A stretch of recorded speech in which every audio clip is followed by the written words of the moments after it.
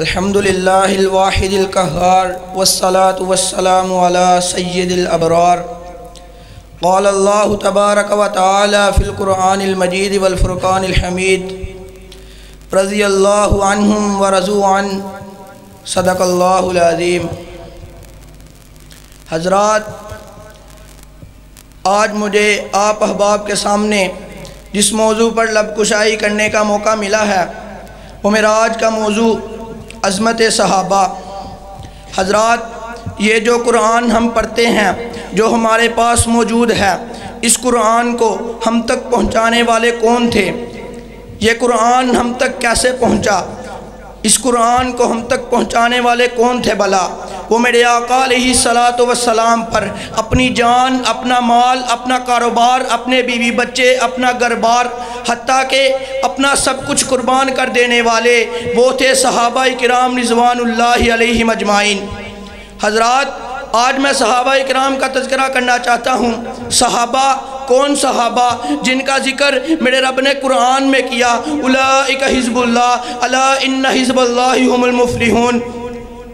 آج کوئی چینل پر بیٹھ کر کالا کوٹ پہن کر کہتا ہے کہ آپ صلی اللہ علیہ وسلم کی وفات کے بعد سب کے سب صحابہ مرتد ہو گئے، صرف 4 ہی باقی ایمان والے رہے۔ نعوذ باللہ من ذالک۔ او کائنات کے لوگوں، آئیے سنیے، میں تو کہا کرتا ہوں اگر صحابہ کرام ایمان والے نہیں تھے تو دنیا میں کوئی بھی ایمان والا نہیں ہے۔ اگر وہ ایمان والے نہیں تھے تو مجھے بتائیے کہ سیدنا زنیرہ رضی اللہ تعالیٰ عنہ نے اپنی آنکھوں کو کیوں نکلوایا؟ اگر ایمان نہیں تھا تو سیدنا سمیہ رضی اللہ تعالیٰ عنہ کے 2 ٹکڑے کیوں کیے گئے؟ اگر ایمان نہیں تھا تو بلال رضی اللہ تعالیٰ عنہ نے تپتے انگاروں پر کیسے عہد عہد کا نعرہ لگایا؟ اگر ایمان نہیں تھا تو بدر میں کیا لینے گئے تھے؟ اگر ایمان نہیں تھا تو احد میں تلواروں کو کیسے چلا دیا؟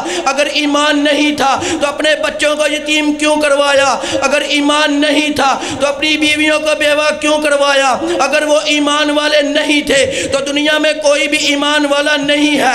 رب کعبہ کی قسم، وہ تاریخ کی بات کرتا ہے کہ فلاں صحابی نے یوں کیا، فلاں صحابی نے یوں کیا۔ میں کہا کرتا ہوں اگر یہ تاریخ میرے نبی کے یاروں کی تعریف کرتی ہے تو میں اسے سینے سے لگاتا ہوں۔ اگر یہ تاریخ میرے نبی کے یاروں کی گستاخی کرتی ہے، اگر یہ تاریخ ابو بکر کی گستاخی کرتی ہے، اگر یہ تاریخ عمر کی گستاخی کرتی ہے، اگر یہ تاریخ عثمان کی گستاخی کرتی ہے، اگر یہ تاریخ علی کی گستاخی کرتی ہے تو میں ایسی تاریخ کو اپنے پاؤں کی ٹھوکر سے اڑانے کا ارادہ رکھتا ہوں۔ میں نہیں مانتا ایسی تاریخ کو۔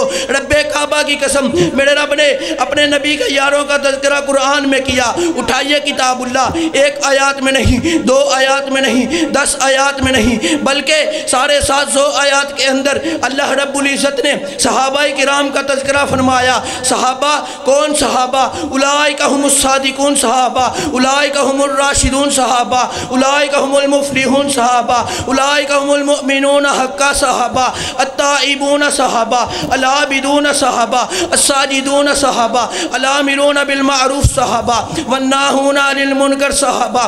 میرے آقا کی نبوت کے گواہ صحابہ، میرے آقا کی سیرت کے گواہ صحابہ، میرے آقا کی صورت کے گواہ صحابہ، میرے آقا کی سچائی کے گواہ صحابہ، میرے آقا کے حسن کے گواہ صحابہ، میرے آقا کے اخلاق کے گواہ صحابہ، میرے آقا کی نماز کے گواہ صحابہ، میرے آقا کے قیام کے گواہ صحابہ، میرے آقا کے رکوع کے گواہ صحابہ، میرے آقا کے سجدوں کے گواہ صحابہ، قرآن کو پڑھنے والے صحابہ، قرآن ہم تک پہنچانے والے صحابہ، حدیثیں پڑھنے والے صحابہ، حدیثیں ہم تک پہنچانے والے صحابہ۔ آج صحابہ اکرام کو برا بھلا کہنے والوں، ان کو جنتی تسلیم نہ کرنے والوں، ان کے ایمان میں شک کرنے والوں، اس کے باوجود بھی کہتے ہو کہ ہم عاشق رسول ہیں۔ او جا ظالمہ، اپنی زبان کو بند رکھ، اپنی زبان کو لگام دے۔